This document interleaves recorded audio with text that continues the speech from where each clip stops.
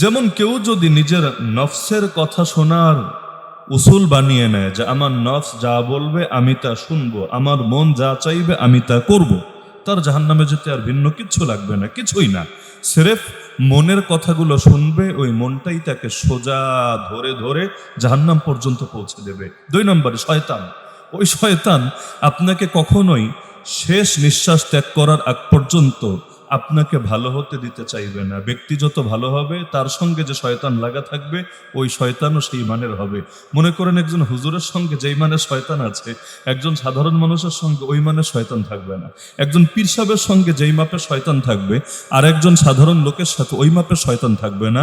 কারণ কার সাথে কে লাগবে এটা বড় বিষয়। দুনিয়াতে যেমন অনেকের পেছনে গোয়েন্দা লাগে না, লাগে, সবার পেছনে কিন্তু একরকম গোয়েন্দা লাগে না। বরঞ্চ ব্যক্তি যত বড় মাপের তার পেছনের গোয়েন্দাটাও হয় ওই মাপের।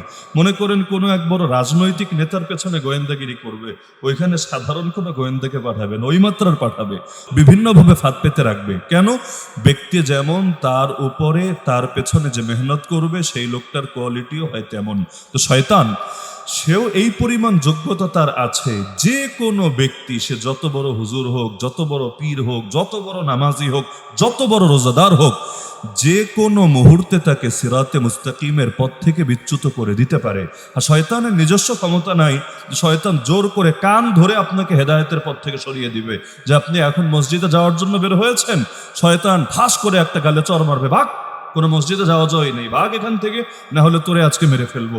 এইরকম ক্ষমতা শয়তানের নাই। তাহলে শয়তান কি পারবে? উস্কানি দিতে। শয়তান কি পারবে? ইন্ধন যোগাতে। শয়তান কি পারবে? উল্টাপাল্টা বোঝাতে। শয়তান কি পারবে? আপনাকে নেক আমলে অনুৎসাহিত করতে। এজন্য কোরআনে আছে কিয়ামতের দিন মানুষ শয়তানের কাঁধে দোষ চাপানোর চেষ্টা করবে। দুনিয়াতেও তো করে, দুনিয়াতেও করে। এক ধর্ষক একবার গ্রেফতার হলো, পুলিশ রিমান্ডে তাকে জিজ্ঞাসা করছে। ওই রিমান্ডে তো আর আমি গিয়ে শুনি নাই, কিন্তু পরে পত্রপত্রিকা এসেছে। তাকে জিজ্ঞাসা করেছে যে দেখতে তো ভালো মানুষই মনে হয়, তুমি ধর্ষণের মতো এত নিকৃষ্ট কাজটা করলা কিভাবে? সে জবাব দিল, আমি আসলে কিচ্ছু করি নাই, শয়তান আমাকে দিয়ে করিয়েছে। মানে তার দোষ না, দোষ হলো শয়তানের। শয়তানকে এখন রিমান্ডে আনা দরকার, ডিম থেরাপি দেওয়া দরকার, শয়তানরে পারলে ফাঁসিতে লটকানো দরকার। তার কোনো দোষ নাই, কারণ শয়তান তাকে দিয়ে করিয়েছে। তো কিয়ামতের দিন মানুষ এভাবে দোষ দিবে শয়তানের কাঁধে। আল্লাহ কোরআনে বলেন, ওয়াকালা আশ-শাইতানু লাম্মা কুদিয়াল আমর, যখন সিদ্ধান্ত চূড়ান্ত হবে, ফয়সালা হয়ে যাবে, তখন শয়তান বলবে, আরে শোনো, ইন্নাল্লাহা ওয়া'আদাকুম ওয়া'দাল হাক্কি ওয়া ওয়া'আদতুকুম ফাআখলাফতুকুম, নিশ্চয়ই আল্লাহ তোমাদেরকে হক ওয়াদা দিয়েছিলেন, সত্য ওয়াদা দিয়েছিলেন, আর আমিও তোমাদেরকে ওয়াদা দিয়েছিলাম, কিন্তু সেই ওয়াদা আমি ভঙ্গ করলাম। ওমা কানা লি আলাইকুম মিন সুলতান, তোমাদের উপর আমার কোনো ক্ষমতা ছিল না, নেতৃত্ব ছিল না, রাজত্ব ছিল না, বাদশাহী ছিল না। সির্ফ একটা কাজ আমি করেছি, একটা কাজ, দ্বিতীয় কিচ্ছু করি নাই। কি কাজ? ইল্লা আন দাআউতুকুম, আমি তোমাদেরকে দাওয়াত দিয়েছি। শয়তান বলবে, আমি তোমাদেরকে দাওয়াত দিয়েছিলাম, ফাস্তাজাবতুম লি, তোমরাই আমার দাওয়াতে সাড়া দিয়েছো। তো সাড়া তো নিজের ইচ্ছাই দিয়েছো, আমি তো জোর করে সাড়া আদায় করতে পারতাম না। আমি দাওয়াত দিয়েছি। তো দাওয়াত তো নবীরাও দিয়েছেন, দাওয়াত তো আলেম ওলামারাও দিয়েছেন, দাওয়াত তো ফেরেশতা, প্রত্যেকের ভেতরে ফেরেশতাও আছে, ওই ফেরেশতাও তো দাওয়াত দিতে থাকে। তো ভালো দাওয়াতটা কবুল না করে বেটা আমারটা কবুল করলি কেন? আমি কি তোরে বাধ্য করেছি? ফালা তালুমুনি, সুতরাং আমার বদনাম করবি না। শয়তান বলবে, যতই শয়তান হোক একটা মান সম্মান তো আছে, ইজ্জত বলতে একটা ব্যাপার আছে, ইগো আছে, প্রেস্টিজ আছে। বলবে আমার ইজ্জত নিয়ে টান মারিস না। ফালা তালুমুনি, আমার বদনাম করা যাবে না। ওয়ালুমু আনফুসাকুম, নিজেরা নিজেদের নিন্দা কর, নিজেরা নিজেদের ধিক্কার জানা, নিজেরা নিজেদের তিরস্কার কর। তো কিয়ামতের দিন শয়তানই যখন এই কথা বলবে, তাহলে শয়তানের কাঁধে দায় চাপিয়ে আল্লাহর আযাব থেকে মুক্তি পাওয়ার কোনো সুযোগ আছে? নাই। তাহলে দেখা যাচ্ছে কেউ যদি শয়তানের বিরুদ্ধে আমরণ লড়াই জারি না রাখে, তাহলে ওই শয়তানও যে কোনো সময় উস্কানি দিয়ে তাকে সরল পথ থেকে সরিয়ে দিতে পারে। 3 নম্বর হলো, ওই শয়তান বাদ দেন, পৃথিবীর মধ্যে বাতিল অপশক্তি থাকে নাকি থাকে না? হক থাকবে যতদিন, বাতিলের সঙ্গে তার লড়াইও চলবে ততদিন। হক বাতিলের এই লড়াই কখনোই বন্ধ হবে না। আপনি যত ভালো মানুষ সেজে থাকতে যান, যত ভালো মানুষ, আমার রসুল সাল্লাল্লাহু আলাইহি ওয়াসাল্লাম যে মক্কায় ছিলেন, মক্কায় তো জিহাদের বিধানও ছিল না। আমার রসুল যে মক্কায় ছিলেন, মক্কায় তো খেলাফত রাষ্ট্র ব্যবস্থাও ছিল না। আমার রসুল যে মক্কায় ছিলেন, মক্কায় তো নবীজির কোনো ব্যাটালিয়ন, কোনো সশস্ত্র বাহিনী, কোনো যোদ্ধা বাহিনী কিছুই তো ছিল না। এরপর আমার নবীকে মক্কায় মারা হলো কেন, পিটানো হলো কেন, রক্তাক্ত করা হলো কেন, গালি দেওয়া হলো কেন, জেল খাটানো হলো কেন, আমার নবীকে হত্যা করার জন্য ঘরটাকে পর্যন্ত ঘেরাও করা হলো কেন? এমনকি ওরা তো চেয়েছিল সকালে বের হলেই জানে মেরে ফেলবে। এতটুকু ভদ্রতা ওই যুগের মুশরিকরাও দেখিয়েছে। রাতের বেলা ঘরে ঢুকে যায় নাই জোর করে, দরজা ভেঙে ঢুকতেই তো পারতো। রাতের বেলা দরজা ভেঙে ঢুকতেই তো পারতো, ঢোকে নাই। পাহারা দিয়েছে যে সকাল হোক, বের হোক, এরপর আমরা গিয়ে ধরবো। এই সমস্তই বাংলাদেশের বিগত দিনে যারা জুলুম করেছে, রাজনৈতিক প্রতিহিংসার কারণে হোক, আলেম ওলামার উপর হোক, কয়টা গ্রেফতারি দিনের বেলায় হয়েছে আর কয়টা রাতের বেলায় হয়েছে।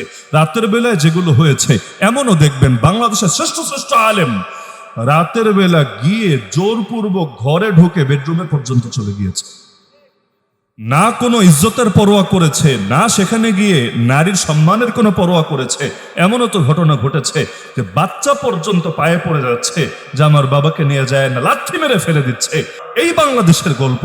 অনেকের ভেতরটা তো এমন হয়ে গিয়েছিল, ওদেরকে থামানোর কে আছে, ওদেরকে বলার কে আছে। এমনকি হুজুররা যদি বদ্দোয়ার কথা বলতো, কষ্টে বদ্দোয়ার কথা, আমরাও তো রিমান্ডে দেখতাম, তখন বলতো বদ্দোয়ার ভয় আমাদেরকে দেখায়েন না, আপনাদের বদ্দোয় আমাদের কিছু হবে না। যদি হতো আপনার আগেও বহু বদ্দোয়া লেগেছে, এতদিনে নাম নিশানাও থাকতো না। তো যেহেতু কিছু হয় নাই, সুতরাং এগুলো আর আমাদেরকে বলে লাভ হবে না। কিন্তু পাগলরা টের পায় নাই যে আল্লাহ তাআলা কবুল তো করেন, কিন্তু আল্লাহ তাআলা সব ফল সবসময় নগদে প্রকাশ করেন না। কারণ নগদে প্রকাশ করলে হয়তো হালকা করে করতেন, আর দেরিতে প্রকাশ করলে পাপের পাল্লাটা যখন ভারী হয়, আল্লাহ এমন ভাবে সেটার জন্য ধরেন, অনেক সময় তার কোনো কুল কিনারাও আর বান্দা করতে পারে না। তো এখন দুনিয়াতে হক আর বাতিলের লড়াইটা চিরন্তন ভাবে চলবে। যতই ভালো মানুষ সেজে থাকতে চান, আপনি পারবেন না। আমার রাসূল সাল্লাল্লাহু আলাইহি সাল্লাম মক্কায় চেষ্টা করলেন এতভাবে মানুষকে বোঝাতে, আরে ভালো লাগলে কবুল কর, না লাগলে না কবুল কর, কে বাধ্য করেছে তোকে? কিন্তু না, কবুল তো করবে না, আমার নবীকে দাওয়াত দিতেও দিবে না, নবীকে বাঁচতেও দিবে না, আল্লাহ রসুলকে হত্যা করার জন্য সব ধরনের চেষ্টা চালাতে থাকবে। নাউযুবিল্লাহি মিন যালিক। এমনকি তয়েফে যে গেলেন, তয়েফে কি জন্য গিয়েছিলেন? দাওয়াত নিয়ে তো গেলেন, তোমরা ঈমান আনো, ঈমান কবুল করো, এবং আমি তোমাদের মধ্যে এসে ঘাঁটি গাড়বো, এখানেই আমি থাকবো, মক্কা ছেড়ে দিব, তোমাদের তয়েফকেই আমার হিজরতের কেন্দ্র বানাবো। তো হিজরতের কেন্দ্র বানাবো, কত বড় কপাল হতে পারতো এই তয়েফবাসীর, কত বড় কপাল, চিন্তা করেন। আজকে এখানে যারা আছেন মদিনাকে ভালোবাসেন না এমন কে আছেন বলেন? এমনকি একটা বার হলেও মদিনায় যেতে মন চায় না, মদিনার আলো বাতাস, মদিনার ধুলোবালি গায়ে লাগাতে মনে চায় না, কে আছে? এমনকি আমি যদি বলি কে চান যে আপনার লাশটা দাফন হোক নবীর শহর মদিনায়, আমি তো মনে করি সবাই হাত তুলে ফেলবে। সবাই এইরকম তামান্না প্রত্যেকের দিলের মধ্যে থাকে। অথচ এই কপালটা মদিনাবাসীর নেই, কপালটা হতে পারতো তয়েববাসীর। আল্লাহ নবী নিজে গিয়ে সেখানে হাজির হয়েছেন। যদি খালি কবুল করে নিত, আল্লাহ রসুলের শেষ বিদায়ের পরেও চিরকালের জন্যই নবীর অবস্থানটা সেই মাটিতেই হতো। কিন্তু কবুল তো করলোই না। আল্লাহ রসুল ফেরার সময় তাদেরকে রিকোয়েস্ট করেছিলেন, শোনো, দাওয়াত যদি কবুল নাও করো ঠিক আছে, সমস্যা নাই, কিন্তু এই খবরটা মক্কায় পৌঁছে দিও না। কেন? মক্কায় পৌঁছলে কি হবে? এমনি তো জুলুমের শেষ নাই। বিশেষ করে চাচা আবু তালেব মারা যাওয়ার পরে জুলুম হাজার গুণ বেড়ে গিয়েছে, কারণ মাথার উপর ছায়া নেই, সাপোর্ট নেই। এখন জুলুম আরো বাড়িয়ে দিয়েছে। একই বছর চাচাও চলে গেল, একই বছর আম্মাজান খাদিজা রাদিয়াল্লাহু আনহা চলে গেলেন, বেশ জুলুম বেড়ে গেছে। এখন তিনি বললেন, এই খবর যদি তোমরা মক্কায় বলে দাও, তাহলে ওরা ষড়যন্ত্র আরো হাজার গুণ বাড়াবে। কেন? কারণ তারা তখন চিন্তা করবে, আরে সে তো আমাদের ভেতরে না, বাহিরে গিয়েও সে কোনো একটা কেন্দ্র বানানোর চেষ্টায় আছে। আর কেন্দ্র যদি শক্তিশালী হয়, 2 দিন পর বাহিনী নিয়ে যদি আমাদের ধরে, আমাদেরকে দখল করে ফেলে, আমাদের উপর যুদ্ধ চাপিয়ে দেয়, তাহলে কি হবে? তো এই ভয় তো তাদের আছেই। এজন্য আল্লাহ রসুল বলে দিলেন যে দাওয়াত কবুল না করলে নাই, কিন্তু এই খবরটা তোমরা পৌঁছে দিও না। কিন্তু এই গাদ্দার জাতি একদিকে তো আল্লাহ রসুল সাল্লাল্লাহু আলাইহি ওয়াসাল্লামকে পাথর মেরে মেরে সেখান থেকে বিতাড়িত করলো, আরেকদিকে নবীজি প্রবেশ করার আগেই ওরা ঠিকই মক্কায় খবর পৌঁছে দিল, যার কারণে পরবর্তীতে আল্লাহ রসুলকে হত্যা করার জন্য পর্যন্ত ওরা একসাথে সম্মিলিত চক্রান্ত করে ফেললো। তাহলে এই যে দেখা যাচ্ছে যুগে যুগে আপনি যতই ভালো থাকতে চান, শান্ত থাকতে চান, কিন্তু এই বাতিল অপশক্তি আপনাকে কিছুতেই আরামে, শান্তিতে, নিরাপদে থাকতে দেবে না। বাংলাদেশে দেখেন না, দুর্নীতির পাহাড় কারা গড়েছে, এখন তো টুকটাক বের হচ্ছে, এখনো সব বের হয় না, এগুলো বের হতে বহুকাল লাগবে, এখন তো দেখা যাচ্ছে। কিন্তু আপনাদের মনে থাকার কথা, বিগত সময়ে 100-র বেশি আলেমের নাম নিয়ে, যার মধ্যে আমারও আছে, 100-র বেশি আলেমের নাম নিয়ে দুদকে সেই মুরগি চোরা থেকে শুরু করে আর অনেকে, ওরা শ্বেতপত্র কমিশন, শ্বেতপত্র আলাদা প্রকাশ করে জমা দেয় নাই, যে দুদককে বলেছে এদের দুর্নীতি চেক দাও, এদের দুর্নীতি চেক দাও। আলহামদুলিল্লাহ, আল্লাহ এখন দেখায় দিচ্ছে যে যেই হুজুরদেরকে তোমরা দুর্নীতি বা সাব্যস্ত করেছিলা, এদের অনেকে ঠিক মতো বেটা খেতেই পারে না, আর তোদের যে কি দুর্নীতি, এগুলো এখন আর কারো অজানা না।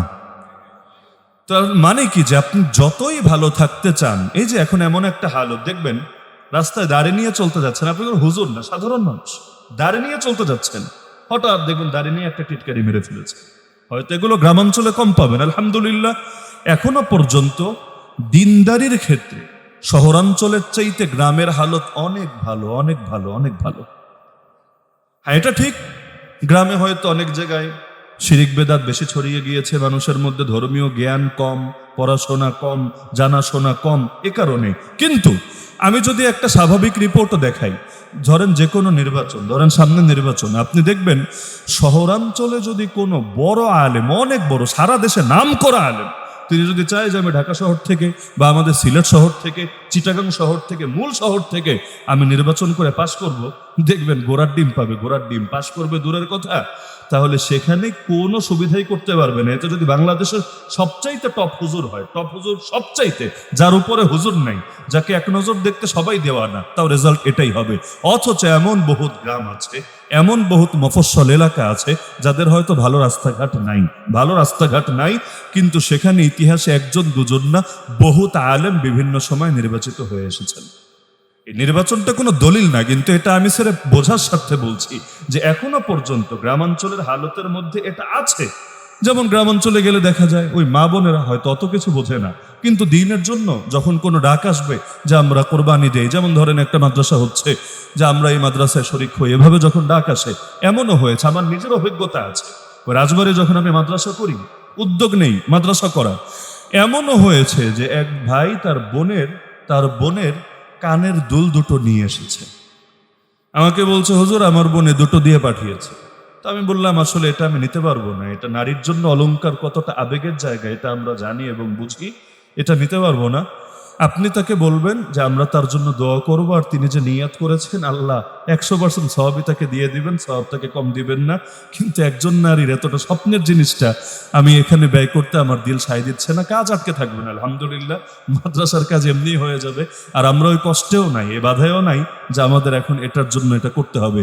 এখন আমার সামনে আমাকেই বললেন বারবার যে হুজুর তিনি মানবেন না, কোনোভাবে মানবে না, তা আমার সামনেই ফোন দিল, তো ওপাশ থেকে কি বলেছে আমি তো শুনি নাই, পরে আমাকে বলেছে হুজুর এটা যদি আমি না দিই, তিনি মানত করে ফেলেছেন, আমি যদি না দিই তাহলে আমি বাসায় আর ঢুকতে পারবো না, আমার সাথে আর কখনো কথাই বলবে না। তো আমি অবাক হয়ে গেলাম যে একজন নারী, তার হয়তো ক্যাশ টাকা নেই, কিন্তু দিলের মধ্যে দিনের জন্য এটা আছে। আপনি নবীর জামানার দিকে তাকান না, নারী নিজের দুধের বাচ্চাকে পর্যন্ত, কোলের বাচ্চাকে পর্যন্ত আল্লাহ রসুলের কাছে নিয়ে আসছে, ইয়া রাসূলুল্লাহ আমার এই বাচ্চাটাকে ময়দানে নিয়ে যান না। নবী অবাক, আরে এই বাচ্চাকে আমি ময়দানে নিয়ে গিয়ে কি করবো, এই বাচ্চার কি কাজ? স্পষ্ট জবাব দিচ্ছে, ইয়া রাসূলুল্লাহ বুঝি ময়দানে বাচ্চার কোনো কাজ নাই, সে লড়াই করতে পারে না, যুদ্ধ করতে পারে না, না প্রতিরোধ করতে পারে, না আঘাত হানতে পারে, কিছুই পারে না, সব জানি, সব বুঝি, আমি অবুঝ না। কিন্তু কি করব বলেন? আপনারা যাবেন জান্নাতের বাজারে সওদা করতে, যেই বাজারের ক্রেতা হবেন আল্লাহ আর বিক্রেতা হবেন আপনারা, আপনারা আল্লাহর থেকে জান্নাত নামক মূল্য নিয়ে নিজেদের জান আর মাল বিক্রি করবেন আল্লাহর কাছে। আমি অভাগা, নিজেকে সান্ত্বনা দেব কিভাবে? আমার ঘরে যে পুরুষরা ছিল ওদেরকে আগেই ময়দানে পাঠিয়েছি, একজনও তো আর ফিরে আসে নাই, লাশ হয়েছে, শহীদ হয়েছে। এখনো যদি বড় কেউ থাকতো আমি অবশ্যই তাকে জোর করে হলেও ঠেলে দিতাম আপনাদের সাথে, কিন্তু নাই তো কেউ, কি করব এখন? আমার দিলের জ্বালা কিভাবে মিটাবো? আর আমি তো নারী, আমি তো যেতে চাইলেও আমাকে অনুমতি দেবেন না, আমাকে আপনাদের সঙ্গে নেবেন না, কিন্তু আমি তো আমার মনকে কোনোভাবেই সান্ত্বনা দিতে পারছি না। তো যা ছিল তাই এনে দিলাম, আমার এই বাচ্চাটাকে নিয়ে যান না, আপনার কোনো সাহাবীর কোলে দিয়ে রাখবেন। আরে ও লড়াই করতে না পারুক, এটা তো পারবে। জালেম যখন আপনার বুক টার্গেট করে কোনো তীর মারবে, বর্ষা মারবে, কোনো আঘাত আনবে, সেই সাহাবী আমার বাচ্চাটাকে আপনার বুকের সামনে ঢাল হিসেবে পেতে ধরবে, ওই তীর বর্ষা এসে আমার বাচ্চার বুকটাকে ফোরফোর করে দিয়ে যাবে, কিন্তু আমার বাচ্চার প্রাণের বিনিময় হলো আপনার প্রাণ তো হেফাজতে থাকবে। কিয়ামতের দিন আল্লাহকে গর্ব করে বলতে তো পারবো, আল্লাহ আমি শহীদের মা, আমার মাসুম বাচ্চাটাও তার জান কোরবান করেছে তোমার নবীর হেফাজতের জন্য। এটা বলা যত সহজ, নিজেকে কল্পনা করে দেখেন না ওই জায়গায় একজন নারী নিজের মাসুম বাচ্চারে দিয়ে দাও, এটা কল্পনা করে দেখেন না। কিন্তু এই রকম কোরবানি দেওয়াটাও তাদের কাছে কোনো ব্যাপারই ছিল না। হানজালা রাদিয়াল্লাহু আনহু, গাসিলুল মালাইকা যাকে বলা হয়, ঘর থেকে বের হয়ে যাচ্ছেন, ঘটনা সবাই জানেন, স্ত্রীর সাথে মেলামেশা করেছিলেন, গোসল ফরজ হয়ে আছে, এমন অবস্থায় হঠাৎ জিহাদের ডাক, ইয়া খাইলাল্লাহির কাবি লা সাওয়াবিল্লাহির গাবি, হে আল্লাহর অশ্বারোহীরা, ঘোড়সওয়াররা, কে কোথায়? জলদি ঘোড়ায় ওঠো আর জান্নাতের দিকে, আল্লাহর প্রতিদানের দিকে ধাবিত হতে থাকে। ব্যাস ডাক শুনেছে, আর কোনো দিকে তাকানোর সময় আছে, সঙ্গে সঙ্গে জিহাদের উদ্দেশ্যে বের হওয়ার জন্য উঠে গিয়েছে। অস্ত্রটা হাতে নিয়ে বের হবে, পেছন থেকে স্ত্রী ডাক দিচ্ছে। তিনি তো এতটা তাড়াহুড়ায় আছেন যে গোসল করার জন্য আলাদা টাইম নিবেন বা ওইটা খেয়াল দিবেন, ওই অবস্থায় তিনি নাই। কারণ মানুষ যখন কোনো কিছুর জন্য দেওয়ানা হয়ে যায়, তখন অনেক সময় আশপাশের অনেক কিছু মনে থাকে না, মানুষ ওগুলো সেন্সলেস হয়ে যায়। তো তিনি বের হয়ে যাবেন, পেছন থেকে স্ত্রী ডাক দিচ্ছে, স্বামী আমার। স্ত্রী ডাক দিচ্ছে, তিনি শুনেছেন কিন্তু পেছনে তাকাচ্ছেন, এগিয়ে যাচ্ছেন, আবার ডাক দিচ্ছেন, স্বামী আমার, তাকাচ্ছেন না, আবার ডাক দিলেন, স্বামী আমার। তিনি এবার না তাকিয়ে বললেন, কি বলার বলে ফেলো, আমি তোমার কথা শুনে তাদের ময়দান থেকে বিরত হতে পারবো না। তিনি ভেবেছেন স্ত্রী আর কি বলবে, স্ত্রী হয়তো বলবে একটু পরে যান, একটু থাকেন, এই যেগুলো করে নারীরা, এগুলো হয়তো কোনো পিছুটানের কারণ হবে। তো তিনি স্পষ্ট বললেন, তোমার যা বলার বলো, জরুরি কিছু থাকলে বলো, কিন্তু আমাকে তুমি থামাতে পারবা না, আমি ছুটছি ময়দানে। তিনি এবার বললেন, আপনি কি ভেবেছেন আমি আপনাকে বাধা দেওয়ার জন্য ডাকছি?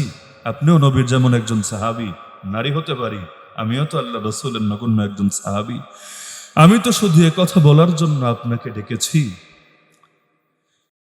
গানে অটল থাকবেন, অবিচল থাকবেন, দুনিয়াতে আর সাক্ষাৎ না হোক, আমাদের পরবর্তী সাক্ষাৎ হবে জান্নাতে ইনশাআল্লাহ। তো স্ত্রী যদি স্বামীকে এই কথা বলে দেয়, স্বামীর দিলের হালতটা কেমন হবে? ওই যে বের হয়ে চলে গেলেন, এদিকে স্ত্রী 4 জন লোক মারফত, একজন দুজন না, 4 জন লোক মারফত আল্লাহ রসুল সাল্লাল্লাহু আলাইহি ওয়াসাল্লামের কাছে খবর পাঠালেন যে আমার স্বামীর উপর গোসল ফরজ, সে শহীদ হওয়ার পর তার গোসলের ব্যবস্থা করলেন।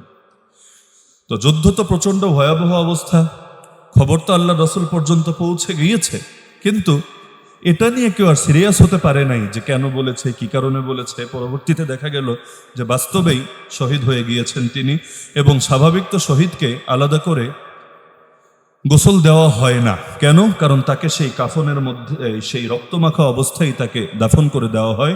আর হাদিসের মধ্যেও আছে, কিয়ামতের দিন সে যখন উঠবে, ওই তাজা রক্ত নিয়ে উঠবে, তার জখম থেকে তখন দরদর করে রক্ত গড়িয়ে পড়তে থাকবে। সেই রক্তের রং দুনিয়ার রক্তের মতোই হবে, কিন্তু ঘ্রাণ হবে মিশকে আম্বরের মতো। এই বাস্তবতাগুলো আসলে শহীদদের বাবা মার সামনে থাকলে, যে কোনো সন্তান শহীদ হলেও বাবা মার দিলে বড় সান্ত্বনা থাকবে, এবং তার জন্য এটা বড় নেওয়াটা বড় সহজ হবে।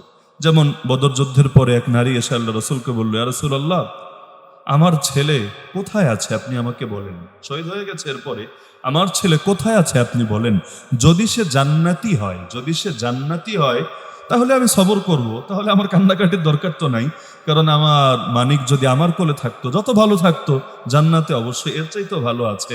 কিন্তু ইন কানা গায়রা যালিক, কিন্তু যদি উল্টাটা হয়, ওই শব্দটার মুখে আনছেন না, মানে যদি জাহান্নামী হয় শব্দটার মুখে আনছেন না। ওয়া ইন কানা গায়রা যালিক, যদি এর উল্টোটা হয়, ইজতাহাদতু আলাইহি ফিল বুকা, আমার বাচ্চাটার জন্য আমি অনেক কাঁদবো, অনেক কাঁদবো, অনেক কাঁদবো, কেঁদে কেঁদে আল্লাহর কাছে দোয়া করব, আল্লাহ যাতে তারে মুক্তি করে দেয়।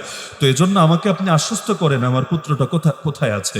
নবী বললেন, শোনো, ইন্নাহা জিনানুন ফিল জান্নাহ ওয়া ইন্না ইবনাকি আসাবাল ফিরদাউসাল আলা। আরে জান্নাতের মধ্যে অনেক স্তর আছে, অনেক স্তর, অনেক স্তর।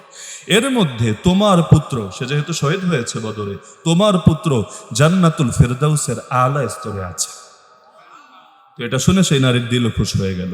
তো এখন আল্লাহ রাসূল সাল্লাল্লাহু আলাইহি ওয়াসাল্লাম তিনি এই খবর তো জানলেন, এবং পরবর্তীতে যখন শহীদ হলেন তাকে গোসলের ব্যবস্থার করানো লাগলো না। কেন? নবী বললেন যে ফেরেশতারা আসমানে নিয়ে গিয়ে হানজালাকে গোসল দিয়ে এনেছে, এজন্য তার নামই হয়ে গেছে হানজালা গাসিলুল মালাইকা। কিন্তু পয়েন্ট হলো এটা, এখন লোকদের মধ্যে কৌতূহল হলো যে তার বউ আগে বুঝলো কিভাবে সে শহীদ হবে। সে গোসলেরও আর সুযোগ পাবে না, সে যে এখনই শহীদ হবে, এই যুদ্ধে শহীদ হবে, এটা তার স্ত্রী বুঝলো কিভাবে? শহীদ হওয়ার আগেই নবীর কাছে খবর পাঠালো কিভাবে? শহীদ হওয়ার পর যাতে তার আলাদা করে গোসলের ব্যবস্থা করে নিয়মের বাইরে গিয়ে, মানে এটা স্ত্রী তো বোঝার কথা, স্ত্রী তো আর গায়েব জানে না, নাকি গায়েব জানে? স্ত্রী তো আর আলিমুল গায়েব না, তাহলে সে জানলো কিভাবে? এখন সবার খটকা লাগলো। এতক্ষণ লাগে নাই, কারণ যুদ্ধের মধ্যে এগুলো ভাবারই টাইম নাই, কিন্তু এখন তো ঠান্ডা মাথা, এখন সবাই একদল বাড়িতে গিয়ে হাজির, যে আসলে কাহিনী কি আপনি বলেন তো আমাদেরকে। তখন তিনি ব্যাখ্যা করে দিলেন। এই ব্যাখ্যাটা কেউ না জানলে তার ভেতরে একটা খটকা থাকবে। কি খটকা জানেন? যে মেলামেশা যদি হয় রাতের বেলা, যুদ্ধ তো আর রাতে হয়নি, যুদ্ধ তো হয়েছে দিনে, স্বাভাবিক খটকাটা থাকবে এটা। মেলামেশা যদি হয় রাতে, যুদ্ধ যদি হয় দিনে, তাহলে ফজর নামাজ কি পড়েন নাই? খটকাটা জাগবে না স্বাভাবিক? আর যদি বলেন ফজর পড়েছেন, তাহলে ফজর পড়লে আবার নাপাক থাকে কিভাবে? তাহলে গোসল করেই তো ফজর পড়েছেন, নাপাক দিয়ে তো আর ফজর পড়া যায় না। নাপাক ভাবে নামাজ পড়লে তো ইমানই বরবাদ হওয়ার আশঙ্কা আছে। তো এখন এটার খটকাটা যে কারো লাগবে, কিন্তু ওই ব্যাখ্যাটা শুনলে আর কোনো খটকা থাকবে না। তিনি বললেন যে শোনো, রাতে আমাদের মধ্যে কোনো মেলামেশা হয় নাই। আমি রাতে যখন ঘুমাচ্ছিলাম, আমি স্বপ্নে দেখলাম আমার চোখের সামনে আসমানের দরজা খুলে গেছে, আর আমার স্বামী কেমন যেন পাখির মতো করে উড়ে সেখানে ঢুকে গেছে। সে ঢোকার পরে দরজা আবারও লেগে গিয়েছে।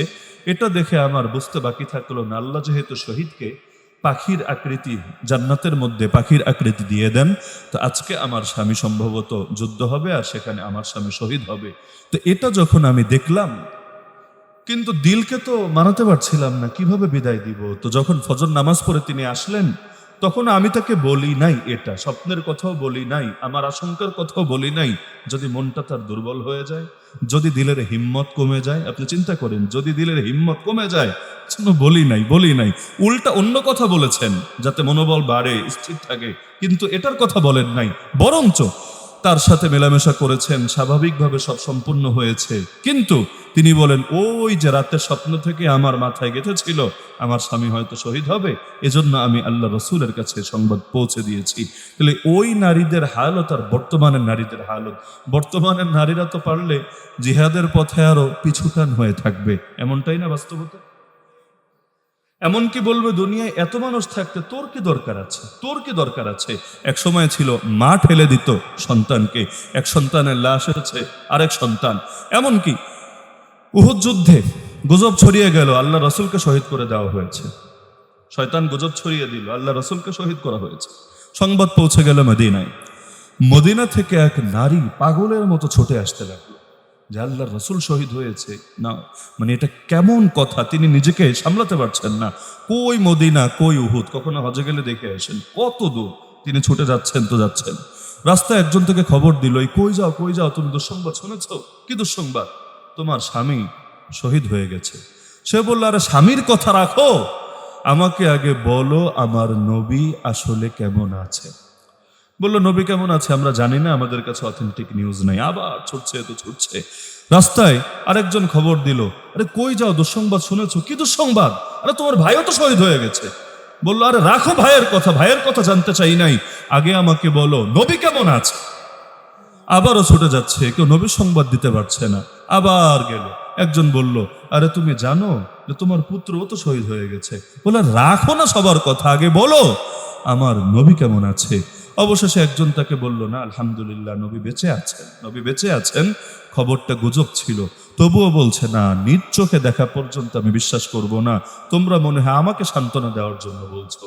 পরে গিয়ে যখন আসলেই দেখলো আল্লাহ রসুল সাল্লাল্লাহু আলাইহি ওয়াসাল্লাম জিন্দা আছেন, যদিও আহত হয়েছেন, দাঁত মুবারক আঘাতপ্রাপ্ত হয়েছে, তখন চিৎকার করে বলে উঠলো, ইয়া রাসূলুল্লাহ, আপনাকে দেখার পরে সব মুসিবত আমার কাছে তুচ্ছ হয়ে গিয়েছে। তাদের কাছে দ্বীনের স্বার্থটা ছিল কোন পর্যায়ে, বাকি সব ছিল কোন পর্যায়ে। তো বলছিলাম যে হক আর বাতিলের মধ্যে লড়াই চলবে নাকি চলবে না। যত শান্ত থাকতে চান, যত ভালো থাকতে চান, কখনোই এটা বন্ধ হবে না, হওয়ার কোনো প্রশ্নই আসে না। এমনকি শুধু কাফের মুশরিকের দ্বারাই ঝামেলা হবে তাই তো না। আলী রাদিয়াল্লাহু আনহুকে হত্যা করেছিল কারা? কোনো কাফের না, কোনো ইহুদি খ্রিস্টান না, কোনো হিন্দু বৌদ্ধ না, কেউ না। হত্যা করেছিল কারা? নামধারী মুসলমান। নামধারী বললেও ভুল হবে, এমন মুসলমান যাদের ব্যাপারে আল্লাহ রাসূল ভবিষ্যৎবাণী করেছেন, ওদের নামাজ দেখলে তোমাদের নামাজরে বড় তুচ্ছ মনে হবে, ওদের রোজা দেখলে তোমাদের রোজা বড় তুচ্ছ মনে হবে।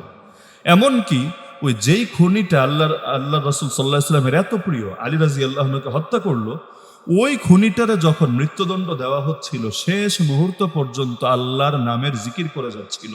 শুনলে মনে হবে কত বড় বুজুর্গ, মাশাআল্লাহ, মরণ পর্যন্ত আল্লাহর নামে জিকির করে গিয়েছে।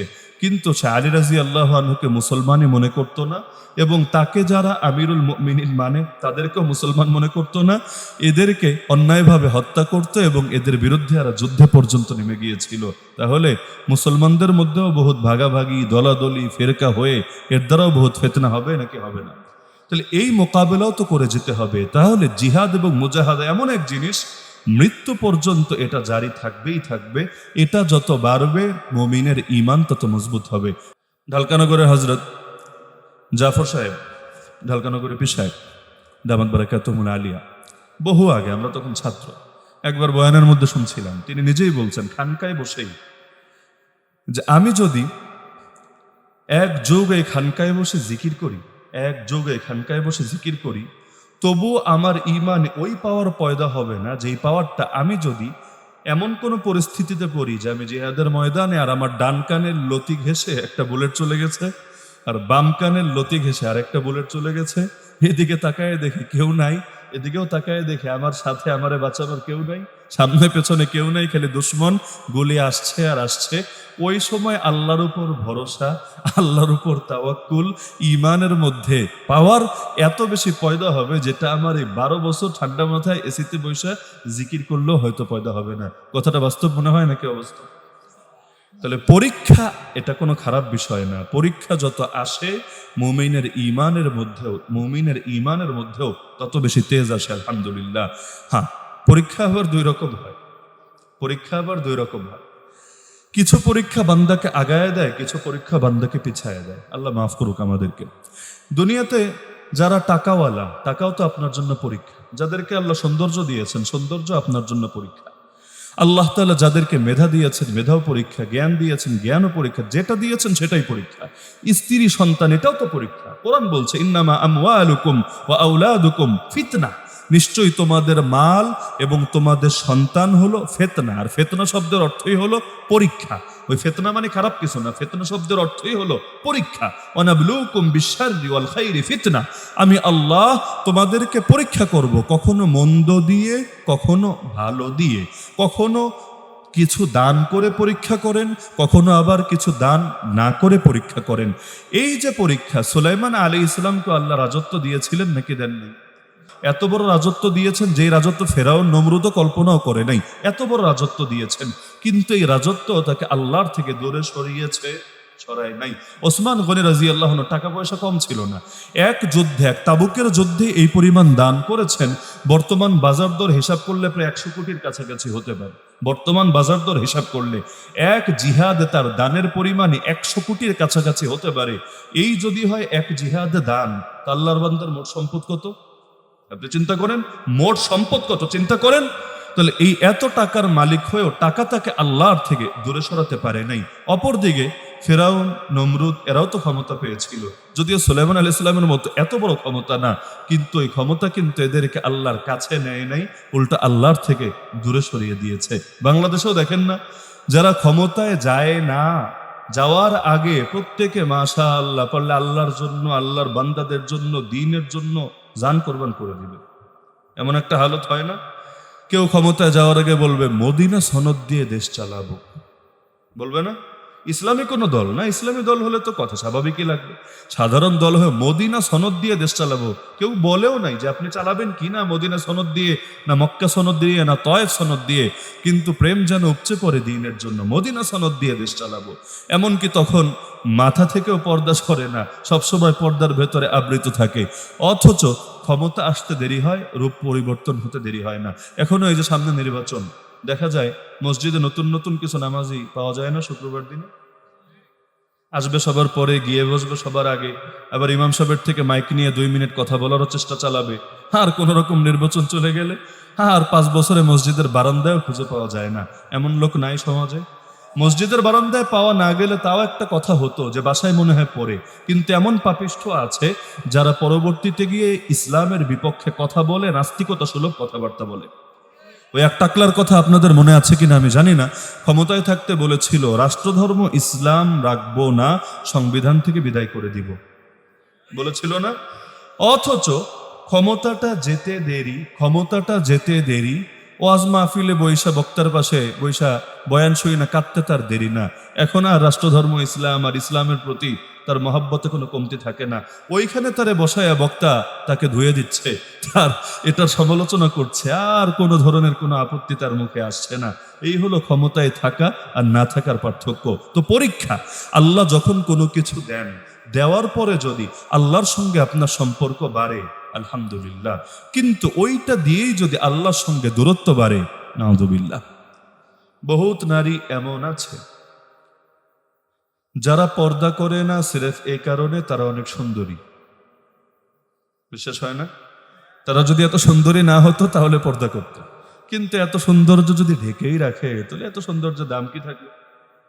বহুত পুরুষ দাড়ি রাখে না এ কারণে যে তাদেরকে অনেক স্মার্ট লাগে, অনেক হ্যান্ডসাম লাগে। এখন যদি দাড়ি রাখে, একটু যদি আঙ্কেল আঙ্কেল লাগে, অথবা একটু যদি মোল্লা মোল্লা লাগে, না এই টাইপের চিন্তা চেতনা। এই পাঞ্জাবি সবসময় না হোক, অন্তত মাঝে মাঝে একটু পাঞ্জাবি পরবে, টুপি পরবে না, এটাও পরবে না কেন? এগুলো পরলে কেমন কেমন লাগবে, আমার আলাদা একটা সৌন্দর্য, আলাদা একটা গাম্ভীর্য নষ্ট হবে, এরকম চিন্তা চেতনা আছে না? তাহলে এই রূপই তো ভাই তোমার জন্য ফিতনা হয়ে গেল। তাহলে রূপটা না থাকাই তো তোমার জন্য তাহলে ভালো ছিল, এমন একটা হালত। অথচ এই যে তোমার মধ্যে আল্লাহ যেই জিনিসটা দিয়েছেন, তোমার চেহারা সুন্দর, তাও তুমি ঢেকে রাখছো, তাহলে অবশ্যই তোমার সওয়াবও তো আরো বেশি হয়ে যাওয়ার কথা। যার যেখানে ত্যাগ বেশি তার সেখানে সওয়াবও বেশি না? একজন মানুষ মনে করেন দাড়ি রাখলেই সুন্দর লাগে, আর আরেকজন হলো না দাড়ি রাখলে একটু কেমন লাগে, না রাখলে বেশি সুন্দর লাগে। মনে করেন যদি এমন হয়ও, তাও আপনি লিখে রাখেন, ওই যেই ব্যক্তি তার কাছে মনে হচ্ছে দাড়ি রাখলে আমার সুন্দর লাগছে না, তারপরও সে রাখলো, নবী সুন্নত হিসাবে নিঃসন্দেহে সে দ্বিগুণ সওয়াব পাবে, দ্বিগুণ। বলবেন দলিল কি? দলিল হলো ওই হাদিস, আল্লাহ রাসূল সাল্লাল্লাহু আলাইহি ওয়াসাল্লাম বলেন, কেউ যদি কোরআন পড়ে এমন ভাবে যে সে ভালো পড়তে পারে না, একটু তোতলায় তোতলায় পড়ে, পড়ার মধ্যে তার জড়তা আছে, তার ক্লিয়ার না, তাহলে তাকে দ্বিগুণ সওয়াব দেওয়া হবে। একটা হলো তার পড়ার সওয়াব, আর একটা হলো এই যে চেষ্টা, এই যে মেহনত, এর সওয়াব। যেমন আমরা যারা ছোটবেলা থেকে মাদ্রাসায় পড়েছি, আমরা যেভাবে সাবলীল কোরআন শরীফ পড়তে পারবো, আপনারা তো যারা আগ থেকে পড়েন নাই, আগ থেকে শেখেন নাই, এখন শেখা শুরু করলে একদিনই পারবেন সেটা? একদিনে কেন, 1 মাসে পারবেন? 1 মাস কেন, 6 মাসে পারবেন? সময় লাগবে, লম্বা একটা সময় লাগবে।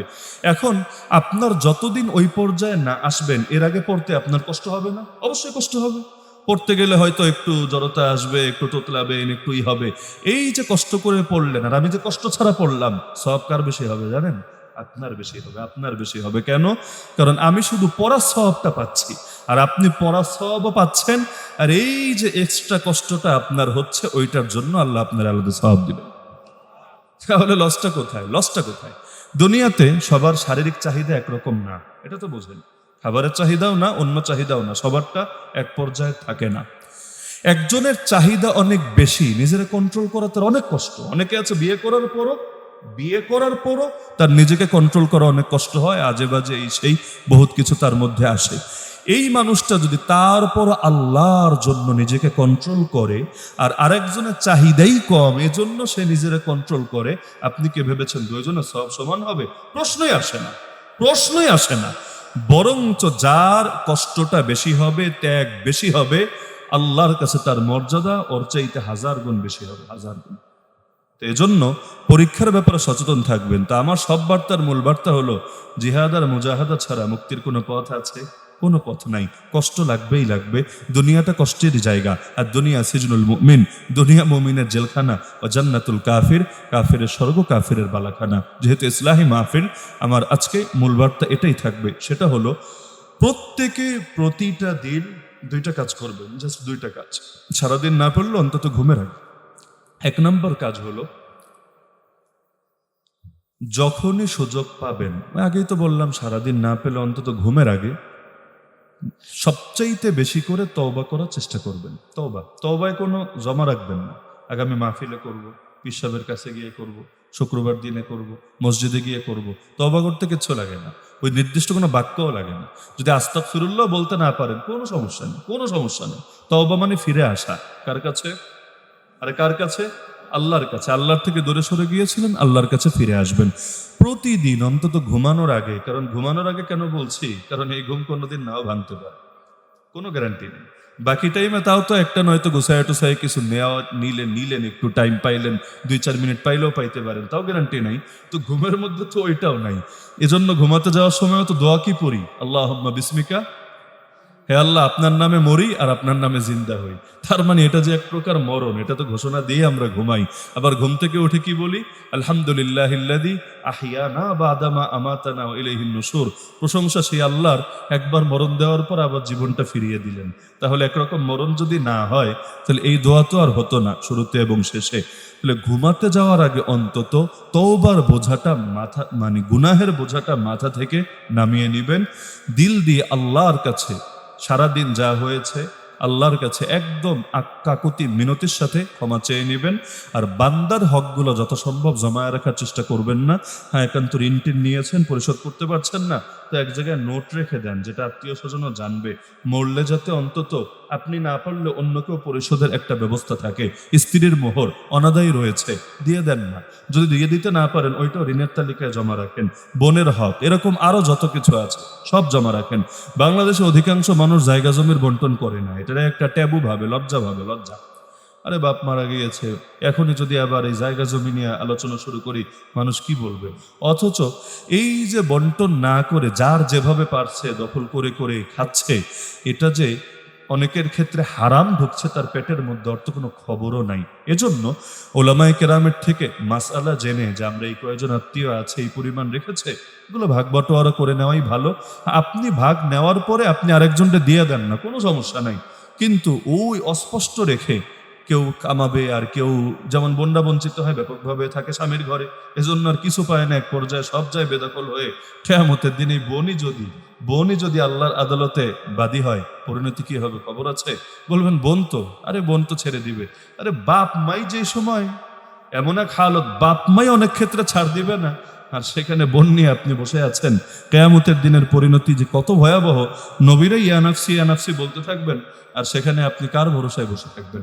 সুতরাং তওবাটা 2 ভাবেই হবে। বান্দার হকগুলো আদায়েরও ফিকির থাকবে, আর আল্লাহর যে হকগুলো নষ্ট করেছে আল্লাহর কাছে মাফ চেয়ে নিব। আর প্রতিটা দিন আমরা জাস্ট একটা জিনিস মাথায় রাখবো, সেটা হলো আমি মৃত্যুর জন্য রেডি আছি তো, ব্যাস, আর কিছু লাগবে না। আমি মৃত্যুর জন্য রেডি আছি তো, বাস এটাই। যদি আপনার আকল জবাব দেয় হ্যাঁ আলহামদুলিল্লাহ রেডি আছো, এই মুহূর্তে হঠাৎ যদি হার্টবিট বন্ধ হয়ে তুমি মারা যাও, হতেই তো পারে, অস্বাভাবিক না। আরে কত বক্তাও বয়ান করতে করতে মরে গেছে, কত কারি সাহেব কেরাত পড়তে পড়তে টান দিয়েছে, গলার রক ছিঁড়ে জায়গায় পড়ে গেছে, কত মানুষের। এই যে আমরা মাহফিলে আছি, মাহফিল থেকে ঘরে ফিরে যেতে পারবো, কোনো গ্যারান্টি আছে? কপালে তো মৃত্যু নির্ধারিতই আছে, অকাল মৃত্যু বলতে কিছু নাই তো। কিসের অকাল? আবার অকাল কি? অকাল মানি হলো আল্লাহ লিখে রেখেছে একটা, আর হয়ে গেছে অ্যাক্সিডেন্ট আর একটা, নাউজুবিল্লাহ। তাহলে মৃত্যু দিল কে? মৃত্যু তো আল্লাহর হাতে, কবে হবে না হবে সব নির্ধারিত আছে। তা আমার কাজ হলো প্রতিটা মুহূর্তে যদি আমি রেডি থাকি, আর রেডি থাকলে কি করা লাগে? ওই যে একটার সাথে আরেকটা জড়িত, তওবা করে থাকা লাগে, তাহলে ইনশাআল্লাহ সুম্মা ইনশাআল্লাহ আমার মরণটা সুন্দর হবে। বিশেষ করে যুবক ভাইদেরকে আমি বলবো, যৌবনকালটা তো এমনি ঝামেলা। বয়ঃসন্ধিকাল থেকে শুরু হয়ে ওই যৌবনের পাগলা ঘোরার যে এক উত্থান পতন শুরু হতে থাকে, বয়স হলে তো এক সময় অনেক কিছু এমনি সহজ হয়ে যায়। মানুষের যখন 40 হয়, এরপর একটা পর্যায়ে 50-60, অনেক কিছু এমনি আসান হয়ে যায়। কিন্তু যুবক ভাইয়েরা, আপনাদের প্রতি আবার একটা বিশেষ অনুরোধ থাকবে, সেটা হলো পাপ তো করেন, অবশ্যই করেন, কিন্তু ওই পরিমাণ পাপ করেন যেই পরিমাণ আযাব সহ্য করার যোগ্যতা এবং ক্ষমতা রাখেন। বুঝেন নাই? পাপ করেন, ইচ্ছা মতো করেন, আরো বেশি করে করেন, কিন্তু ঠিক ওই পরিমাণ করবেন যেই পরিমাণ আযাব সহ্য করার ক্ষমতা রাখেন। কারণ সবাইরে ফাঁকি দিতে পারবেন, তাকে ফাঁকি কিভাবে দিবেন? পুলিশের ফাঁকি দেওয়া যায়, আইনকে ফাঁকি দেওয়া যায়, বাপমারে ফাঁকি দেওয়া যায়, আর এখন তো ফাঁকির আরো কত হাজার তরিকা বের হয়েছে। কোন বাপমা পারবে সন্তানকে দেখে দেখে রাখতে? এখন দুনিয়াতে আপডেট হয়েছে, বাপ মা 14 গোষ্ঠীর কোনো ক্ষমতা আছে সন্তান যদি পাপ করতে চায় তারে ফিরাবে? কোনো ক্ষমতাই নেই, মানে টেরই পাবে না বাপ মা। দুনিয়া এই পরিমাণ উন্নত হয়েছে। তাহলে ওই সব হিসাব বাদ, কিন্তু আপনার শুধু এটা মাথায় রাখতে হবে, আল্লাহকে যেহেতু ফাঁকি দেওয়া সম্ভব না, তাহলে 10 সেকেন্ডের জন্য ধরেন একটা নারীর দিকে তাকিয়ে মজা নেবেন, মাথায় এটা রেখেন, কিয়ামতের দিন আল্লাহ ধরে আপনার চোখে জ্বলন্ত সীসা ঢেলে দিবেন। আল্লাহ জ্বলন্ত সীসা ঢেলে দিবেন। ওই সীসা 10 সেকেন্ডের বিনিময়ে জ্বলন্ত সীসা, যদি এটা মেনে নিতে রাজি থাকেন, দেখেন, ইচ্ছা মতো দেখেন, কোনো সমস্যা নেই। আর যদি মনে হয় না আমি ওই জ্বলন্ত সীসা নিতে পারবো না, আমি জান্নাতে গিয়ে আমি হুর দেখবো ইনশাআল্লাহ, একেবারে দিল খুলে মন খুলে দেখবো ইনশাআল্লাহ সুম্মা ইনশাআল্লাহ। হাদিসে কুদসিতে আছে যে বান্দা যদি একবারও আল্লাহর ভয়ে চোখ ফিরিয়ে ফেলে, সুন্দরী নারী যাচ্ছে কিন্তু আল্লাহর ভয়ে দৃষ্টিকে অবনত করে ফেলে, আবদালতুহু ঈমানান ইয়াজিদু হালাওয়াতাহু ফি কলবি, আমি তার দিলের হালত ঈমান দ্বারা বদলে দেব, যে ঈমানের মজা সে অনুভব করতে পারবে। তাহলে একবার চোখ নামালেই ওই যে একটু কষ্ট হবে, এর দ্বারাই যদি ঈমানের মজা অনুভব করতে পারে, তাহলে এরকম 100 বার হলে, 1000 বার হলে, যতবার হবে ইনশাআল্লাহ তার ঈমান তত সবল, তত শক্তিশালী হবে। এমন যাতে না হয় বর্তমান ঠিকানার ফাঁদে পড়ে স্থায়ী ঠিকানা হাতছাড়া হয়ে যায়। আসল বাড়ি কোনটা কি জানেন না? দুনিয়া আবার আসল হবে কেন? দুনিয়াটাই তো নকল। আসল বাড়ি কোনটা? জান্নাত। ওই জান্নাতটা হাতছাড়া কইরেন না এই দুনিয়ার আজে বাজে জিনিসের পেছনে পড়ে। তাহলে জিহাদ এবং মুজাহাদা জারি রাখবেন তো ইনশাআল্লাহ। কষ্ট হবে, কষ্ট না হলে ওই জিহাদ আর মুজাহাদা মানেই তো কষ্ট। যেই ধাপের কষ্ট হবে ইনশাআল্লাহ ওই ধাপের ঈমান মজবুত হবে। আল্লাহ আমাদের সবাইকে মৃত্যু পর্যন্ত এই জিহাদ এবং মুজাহাদা চালিয়ে যাওয়ার তৌফিক দান করুন।